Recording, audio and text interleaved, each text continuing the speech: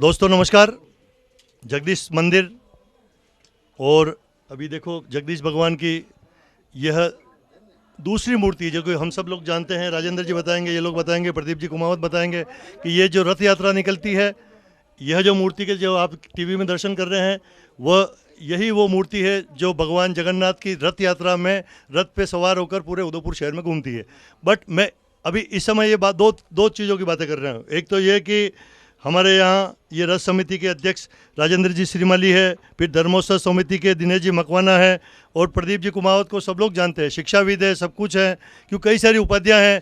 उनकी उपाधियों को मैं बोलूँगा तो टाइम बहुत ज़्यादा ख़राब हो जाएगा, लेकिन प्रदीप जी कुमावत ने इन सब लोगों ने मिलकर आज एक नया काम किया है। उससे पहले मैं भगवान के बारे में बोल दूं कि ये जो आप देख रहे हैं, मैं हाथ लगा सकता हूं उसके, ये कैमरामैन ये बताइए, ये एक चांदी की सिल्ली है। ये लगभग मुझे आधा किलो दिख रही है, आधा किलो पौन किलो जो भी होगा, ये ऐसी चांदी की सिल्ली है। ये किसने भेंट की? ये धर्मोत्सव समिति के दिनेश जी मकवाना द्वारा लगभग 3 किलो चांदी है और ये इस ऐतिहासिक रथ में लगने जा रही है। और हम रथ समिति पूरे हृदय से आभार व्यक्त करते हैं कि इस ऐतिहासिक काम में आपका ऐतिहासिक सहयोग रहेगा। बहुत बहुत धन्यवाद दिनेश जी भाई साहब। क्या, क्योंकि रथ तो बहुत पुराना भी है, उसमें कई तरह की चांदी पहले भी आपने लगाई थी, कभी 2000 रन लगाया, कभी ये लगाया, यानी कि धर्मोत्सव समिति आप सब लोग जितने भी आपके कार्यकर्ता हैं, सभी जगदीश मंदिर के उत्थान के लिए, या उत्थान ही कहेंगे हम, क्योंकि पहले रथ यात्रा नहीं निकलती थी तो आप लोगों ने सभी ने मिलकर रथ यात्रा को उदयपुर में शुरू करवाया। फिर ध्वजा दंड नहीं था तो उसके चांदी चढ़ाकर ध्वजा दंड लगाया। तो यानी कि आप लोग कई कार्यक्रम करते हैं, तो फिर ये चांदी क्यों? मैं दिनेश मकवाना और जगन्नाथ स्वामी का जो मंदिर है घनियाबरी क्षेत्र में है और इसकी देखरेख देवस्थान विभाग द्वारा रखी जाती है। परंतु देवस्थान विभाग कितनी व्यवस्था करता है, मैं संक्षिप्त में अपनी बात कहूँगा कि ध्वजादंड गिर गया, उसके लिए 10 साल संघर्ष करना पड़ा। ध्वजादंड के लिए 10 साल संघर्ष करना, अगर मंदिर किसी प्रकार से किसी प्रकार खंडित हो जाती है तो उसके लिए कितना संघर्ष करना पड़ा, ये सोचने का विषय ही है। इसी को ध्यान में रखते हुए आम हिंदुओं को जागरूक करने के लिए जगदीश भगवान के प्रति समर्पण हो, तो कभी ऐसी कोई बात हो तो देवस्थान विभाग के सहारे नहीं रह के आम हिंदू जो भक्तगण जो जागरूक है वो ही अपनी पूरी योजना, इसी प्रकार इसी क्रम में जैसे रथ यात्रा जो निकलती है, रथ जो पूर्ण जीर्ण शीर्ण हो चुका था 25 साल पहले से जो निकलती है उसकी जीर्ण शीर्ण हो चुका था, उसको नया स्वरूप देकर राजेंद्र जी और पूरी टीम इस पूरे रथ को नया स्वरूप, पहले 25 किलो चांदी थी, अब इसमें 80 से 85 किलो चांदी इस रथ में, ये अपने आप में एक बहुत अभूतपूर्व रथ निकलेगा। जिस दिन ये रथ उदयपुर शहर भ्रमण के लिए निकलेगा, निश्चित मानिए उदयपुर में ये एक बहुत बड़ा दिन रहेगा और एक भी व्यक्ति इस रथ के दर्शन के लिए नहीं छूट पाएगा। ऐसा पूरा प्रयास सभी का रहेगा। ये बहुत खुशी की बात है दोस्तों कि जैसे कि मैं पहले ही बता चुका हूँ कि रथ समिति के, धर्मोत्सव समिति के लोग और सभी ने मिलकर बहुत बड़ा प्रयास कर इस जगदीश मंदिर में बहुत बड़े बड़े काम किए, चाहे वो साइड में पत्थर लगाना हो, जो ध्वजा दंड लगाना हो, रथ यात्रा शुरू तक इन लोगों ने करवाई, सभी भक्तों ने। तो आदरणीय प्रदीप जी भाई साहब, क्योंकि मेरा जहाँ तक ख्याल है कि आपने 25-30 साल पहले एक संघर्ष हुआ था, क्योंकि रथ यात्रा लोग शुरू नहीं करने देना चाहते थे किसी भी कीमत पे। मैं चाहता हूँ एक बार आप इस साइड में पधारें तो भगवान के भी दर्शन होते रहे साथ में हमारे कैमरे को। और अब मुझे आप ये बताइए कि आज जो आपने ये नया कार्यक्रम किया है, जो अभी मंदिर में के हिंदू विवाह मेल मिलाप हुआ, या जो भी कंप्यूटराइज काम होगा सारा किसको करना, क्योंकि अब तो कंप्यूटर में एक्सपर्ट है लोग, मोबाइल है, सब कुछ है, तो ये दिमाग में क्यों आया, क्या कारण? अभी जिस तरह की वातावरण है, सबसे पहले तो भगवान जगन्नाथ स्वामी का ये मूल स्वरूप का प्रतिकृति यहाँ पर है, उसी स्वरूप के समक्ष आज ये रजत रथ के लिए चांदी भेंट की गई है। ये मंदिर मेवाड़ का मंदिर नहीं, न राजस्थान का नहीं, पूरे उत्तर भारत की नागर शैली का सर्वश्रेष्ठ मंदिर है, इसलिए इसको केवल राजस्थान की सीमाओं में तक नहीं बांधा जा सकता। दूसरा, ये जो आज इस प्रांगण में इस प्रांगण में हमने हिंदू मेल मिलाप पोर्टल का जो शुरुआत की है, वो एक ऐसा प्रतिष्ठान, ऐसा निशुल्क केंद्र है जिसमें विवाह योग युवक युवतियों के साथ साथ जो परित्यक्ता हैं या जो विधवा हो गई, ऐसे सबका विवाह कराने का एक संकल्प एक धर्मोत्सव समिति के द्वारा लिया गया है, जिसमें सहज रूप से फोटो और सारी डिटेल जुड़ जाएगी, तो उसको ऑटो जनरेट करके उसकी मेल उस परिवार तक पहुंचेगी ताकि वो सिलेक्शन कर सके। तो ये एक बहुत बड़ा सेवा का काम मैं समझता हूँ। लोगों के पास आज आर्थिक युग में समय नहीं है कि कहाँ शहर शहर भागे फिरे, पूरी दुनिया का डाटा हमारे पास होगा और लोगों को मेल मिलाप करा के उनका विवाह कराएंगे, इसलिए आज ये शुरू किया गया। प्रदीप जी भी साहब, मेरा भी मन का प्रश्न पूछूं क्या? बिल्कुल पूछें। जैसे कि प्रश्न बहुत डिफिकल्ट है कि जितने भी लव मैरिज करते हैं लोग बाग, तो लव मैरिज करने के बाद में कोर्ट उसको पूरी जिम्मेदारी लेता है। लव मैरिज करने के बाद में कोर्ट उसको, चाहे हाई कोर्ट हो, सुप्रीम कोर्ट हो या स्थानीय कोर्ट हो, कलेक्टर हो, एडीएम सिटी हो, ये सभी जो भी लव मैरिज करेगा उसकी पूरी रक्षा करते हैं। लव मैरिज जिस लड़की के या लड़के के होते हैं तो वो माँ बाप 99% पसंद नहीं करते हैं। तो मैं प्रश्न ये है कि यार वो लव मैरिज कोई एक दिन में तो होता नहीं है। लव जो करेगा नहीं, 2 महीने करेगा, 6 महीने करेगा, 8 महीने करेगा, और पुलिस उसको पकड़ लेती है। मान लो फतेह सागर के किनारे कोई 2 लवर लवरी बैठे हुए हैं, पुलिस उसके डंडे लगाती है, कहीं बैठे हुए तो पुलिस डंडे लगाती है। तो मेरा ये मानना है कि यार इस लव मैरिज करने वाले को, जो लव करता है, भारत सरकार, राजस्थान सरकार क्या ऐसा कोई पहले सर्टिफिकेट इशू कर सकती है क्या कि हम दोनों लव करेंगे? उससे 2 फायदे होंगे। देखो, बहुत डिफिकल्ट प्रश्न है। आप सोचते हो यार ये कौन सा कानून बता रहे हो यार, लेकिन उससे 2 फायदा है कि एक तो जो आप यार मैं 2 ही लव कर रहे हैं, कलेक्ट्री में जाके बोल देंगे साहब हम दोनों लवर हैं, 1 महीने 2 महीने लव करेंगे, फिर शादी कर लेंगे, जो भी करेंगे, तो एक तो सर्टिफिकेट हो जाएगा। और लव में किसी ने धोखा दिया तो वो भी सबूत काम आएगा। तो क्या ऐसा नहीं होना चाहिए क्या? ऐसा बिल्कुल है, और कोर्ट ने अब छोगालाल जी, ये आपने बहुत सटीक प्रश्न किया और बेबाक किया। ऐसा प्रश्न करने का व्यक्ति में साहस होना चाहिए, तो ये साहस आपने दिखाया।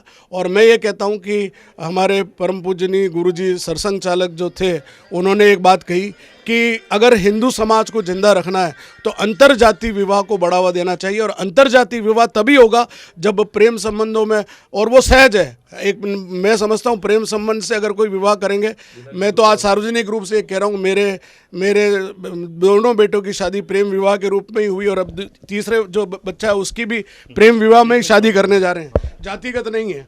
तो मैं सोचता हूँ कि इस व्यवस्था को जो छोगालाल जी आपने बोली है, इस व्यवस्था को मैं समझता हूँ कि जो लिव इन रिलेशनशिप है, कोर्ट ने अलाउ कर दिया है। आप शादी से पहले एक साथ रह सकते हैं और कोर्ट उसको जायज़ ठहराती है। अगर उसके बाद आपकी नहीं बनती है, बच्चे पैदा मत करिए, अलग हो सकते हैं, और ऐसा चल रहा है। यद्यपि ये मैं बहुत अच्छा नहीं मानता समाज में कि कोई रहे ऐसा। आप अगर प्रेम करते हो और निभा सकते हो तो शादी जरूर करिए, वरना किसी की ज़िंदगी बर्बाद मत करिए। ये इसमें सर्वाधिक महत्वपूर्ण विषय है जो आपके प्रश्न का उत्तर है। प्रदीप जी, वैसा एक प्रश्न और है, जैसे कि 2-3 स्टेट में ऐसा है कि जिन्होंने एक कानून बना दिया है कि जो 2 बच्चों से ज़्यादा पैदा करेगा, जैसे यूपी में, आसाम में, उसको अब सरकारी सुविधाएं नहीं मिलेगी। तो क्या इससे वास्तव में जनसंख्या नियंत्रण होगी क्या? क्योंकि जो हमने सुना है कि जनसंख्या नियंत्रण करने के लिए सरकारें ये कदम उठा रही है कि जो 2 बच्चे से ज़्यादा जिसके हो जाएंगे उसको सरकारी सुविधा नहीं मिलेगी। तो क्या उससे बच्चे कम पैदा होंगे क्या? बिल्कुल, इससे एकदम तो रोकथाम नहीं होगी, लेकिन जो सरकार का एक कदम है वो सराहनीय प्रयास है, और मैं समझता हूँ इसको पूरे भारतवर्ष में लागू होना चाहिए। चाइना ने इसको लागू किया और वहाँ पर जनसंख्या नियंत्रण हुआ, और आज ये स्थिति है कि कहीं ऐसा ना हो कि भारत जनसंख्या की दृष्टि से चाइना से ऊपर चला जाए। अब इस साल चाइना ने, अभी 2 महीने पहले 3 बच्चों के लिए फिर चाइना ने वो खोला है। वो इसलिए खोला है कि वहाँ थोड़ी जनसंख्या कम होनी शुरू हुई थी युवा बच्चों की। तो मैं समझता हूँ ये जो कानून है जनसंख्या नियंत्रण का, हर एक व्यक्ति को इच्छा होती है मैं सरकारी नौकरी मिले, सुविधा मिले, अस्पताल में फ्री इलाज मिले, तो वो जनसंख्या नियंत्रण कानून से संभव है, और ये बहुत अच्छा कदम है, सराहनीय कदम है। दोस्तों जैसे कि कई लोग कह रहे हैं, विशेष तौर से कांग्रेस वाले कह रहे हैं कि ये भारतीय जनता पार्टी की सरकार ऐसा क्यों कर रही है, लेकिन मैं जानकारी के लिए बता दूं कि ये कानून आज से लगभग 30 साल पहले स्वर्गीय इंदिरा गांधी ने भी लागू किया था। उन्होंने तो नसबंदी तक इमरजेंसी लगाकर पूरे भारत सरकार में नसबंदी लगा दी थी। तो ये कोई ऐसा नहीं मानते हो कि ये कोई बीजेपी का कार्यक्रम नहीं, पहले से भी हो चुकी है नसबंदी वगैरह? ये किसी पार्टी विशेष का कार्यक्रम नहीं, ये पूरे देश हित का कार्यक्रम है और राष्ट्र हित में जो भी निर्णय होता है उसको सर्वमान्य होना चाहिए। इसमें किसी पार्टी विशेष का कोई तमगा नहीं लगा हुआ है। तो देश के लिए जो कर रहा है वो सराहनीय प्रयास है। अपने राजस्थान में भी 2 बच्चों पर ये प्रतिबंध है कि इसके बाद सुविधा नहीं मिलेगी, तो ठीक है, कोई दिक्कत नहीं है। बहुत बहुत धन्यवाद दिनेश जी भाई साहब। एक बार जगन्नाथ स्वामी की जय माता दी करो। जगन्नाथ स्वामी की जय। तो ये एक बहुत अच्छा काम जो है हमारे धर्मोत्सव समिति के माध्यम से होगा। मैं जैसा कि आपने कहा, दिनेश जी ने हमारे बीच में आलोक संस्थान के निदेशक और हमारे धर्मोत्सव समिति के बड़े सक्रिय और मार्गदर्शक हमारे आदरणीय डॉक्टर प्रदीप कुमावत साहब से निवेदन करूँगा और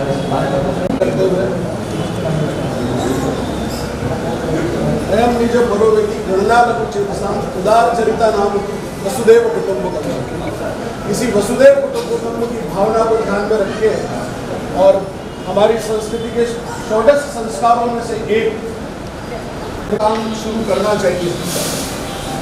यह हिंदू मेल मिलाप केवल मात्र जो मैट्रिमोनी के जो पोर्टल होते हैं वैसे काम नहीं करेंगे।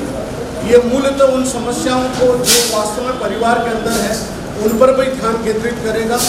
हमने आज इस पोर्टल को वैसे केवल एक वेबसाइट के रूप में अभी बनाया है, इसका गूगल फॉर्म भी हमने तैयार किया, लेकिन ये गूगल फॉर्म आने वाले समय में जो ऑप्शन आप देंगे उसमें ऑटोमेटिक जनरेट करके ईमेल आपके पास पहुंचाएगा फोटो सहित। जैसे लिंक उनको मिल जाएंगे कि ये 10 आपके लायक हैं, आप उसमें से सेलेक्ट करिए, उसके बाद आप यहाँ पर आकर बात करिए। तो हम उस परिवार को भी बुलाएंगे, इस परिवार को भी मिलाकर उनकी आपस में सहमति कराकर बातचीत कराएंगे। दूसरा जो एक बड़ा महत्वपूर्ण विषय है कि आज के ज़माने में जो हम देख रहे हैं, अभी 1 साल भी विवाह नहीं होता और वो तलाक की स्थिति आ जाती है। फिर उसके लिए लड़की के लिए वर को ढूंढना एक बहुत बड़ी समस्या है। तो उस समस्या के समाधान की विकलांगों के लिए भी यह पोर्टल पूरी सक्रियता से काम करेगा।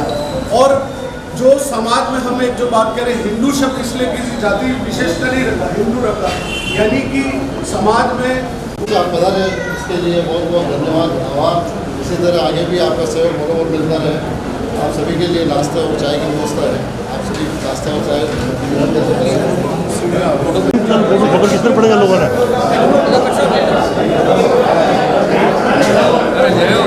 जय हो बाबू जी, जय हो भाई। वापस ही ले लो, खाओ प्रसाद माता जी। हाँ खा गए। हाल चाल है भाई?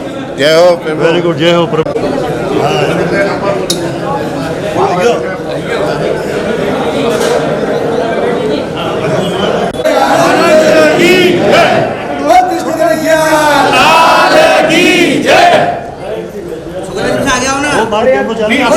थोड़ा सा अपन लोग पीछे हो जाते हैं, थोड़ा सा पीछे हो जाते हैं ताकि पत्रकारों को भी समझ आ जाएगा, जगह मिल जाएगी। बोल जगन्नाथ स्वामी की जय, बोल बंसी वाले की जय, बोल आज के आनंद की जय। हाँ, ये जगन्नाथ स्वामी की जय, बोल जगन्नाथ स्वामी की जय, बोल आज के आनंद की जय। हाथी घोड़ा पाल की जय, कन्हैया लाल की। हाथी घोड़ा पाल की जय, कन्हैया लाल की। जय हिंद, जय मेवाड़। प्लीज मेरे YouTube चैनल को सब्सक्राइब जरूर करें। Thank you.